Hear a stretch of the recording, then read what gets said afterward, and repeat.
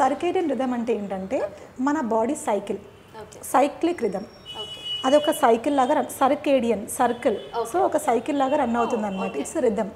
For example, if you are waking up at 7 AM in the morning, మీరు ఒక 1 week అది చేశారనుకోండి, second week even without alarm you will wake up at 7 AM. Is it because of the cycle? Yes. Oh, I didn't know. So ఆ cycle అనేది మన అందరిలో ఉంటుంది. మనం ఏంటంటే we don't realize it. It is a natural thing for everybody. ఇప్పుడు మీరు అన్నట్టు నైట్ చదువుకున్నారు అనుకోండి, నైట్ చదువుకున్నారు అంటే they have to wake up night owls అంటాం, అవునా? అలా నైట్ ఔల్స్ మార్నింగ్ వాళ్ళకి నిద్ర వస్తుందా? మరి when they have to take the exam in the morning as well as in the afternoon, how are they going to handle it? Yeah.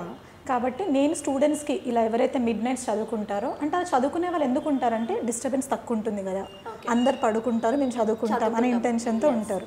But this will actually impact you in the exam hall.